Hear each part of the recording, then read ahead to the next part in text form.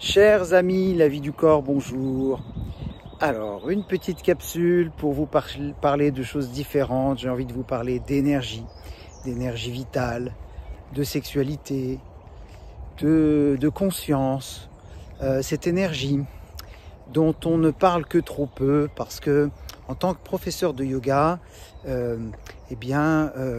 c'est souvent associé à un sport, et donc je voudrais éclaircir ce point. Morgane, quand je suis passé à l'émission Santé et Spiritualité, me posait la question, est-ce que le yoga est un sport? Donc évidemment, il y a des mouvements physiques, et moi en tant qu'éducateur sportif, j'ai mis plusieurs mois pour comprendre, plusieurs années même, pour comprendre la différence entre le sport et le yoga. Mais si vous préférez, sachant que nous ne sommes pas qu'un corps, sinon nous serions des cadavres, eh bien il est nécessaire quand même de tenir compte de l'énergie vitale qui nous anime. Et la zone créatrice, le point G, le centre de gravité, l'utérus où naît, grandit et où sont conçus les enfants. Donc cette zone, le hara, comme disent les Japonais, donc cette zone créatrice en face du sacrum, le chakra sacré, c'est là le siège de l'énergie. Quand on respire consciemment, inspire, je descends l'énergie dans le bassin, eh bien ça crée toute une alchimie. Expire, je demeure dans le bassin, eh bien ça crée toute une alchimie dans le chaudron magique, dans le bassin, que vous soyez un homme ou une femme, c'est le même principe. Donc il me paraît nécessaire de parler de cette énergie. En yoga, on dit là où va la pensée va l'énergie. Donc de ramener l'énergie en soi-même. Cette nécessité en ce moment, au niveau de l'énergie, de sortir de tout ce qui est culpabilité et jugement par rapport aux autres, évidemment, même si c'est pas toujours facile, mais par rapport à soi-même aussi et surtout. C'est-à-dire que le fait de revenir ici et maintenant, dans cette conscience de l'instant, nous permet de nous décloisonner mentalement, de faire sauter les barrières des fausses croyances. C'est bien, c'est pas bien. Tout ça, ça vole en éclats parce que ce n'est plus nécessaire. Dans l'instant présent, tout est juste. Il n'y a rien d'autre que l'instant présent et que la justesse. Et notre énergie, on fait ce qu'on a besoin d'en faire ici et maintenant.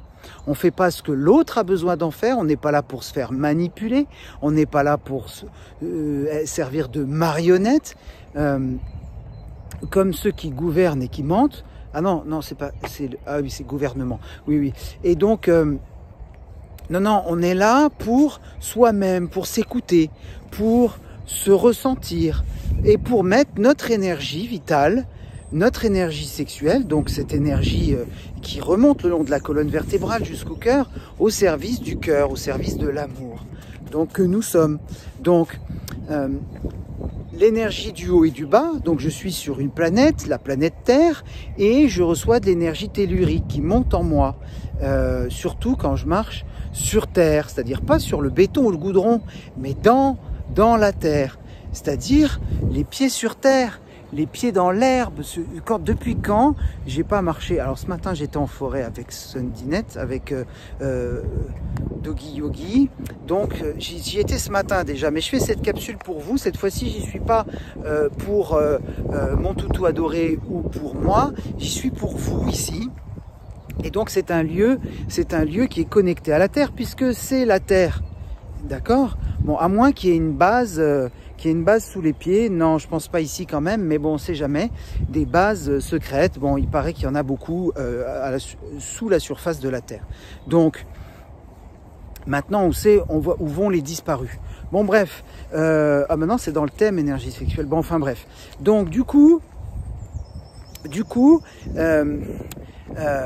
eh bien, revenir à ce qu'on a envie de faire, revenir dans le cœur. Donc l'énergie de la terre, les pieds sur terre, l'énergie du ciel, on peut pas être autrement que connecté au ciel, puisque il n'y a pas de bulle autour de la terre, de bulle en verre qui nous dirait « Ah non, là, ça s'arrête, c'est l'atmosphère terrestre, et après, c'est le reste de l'univers. » Non.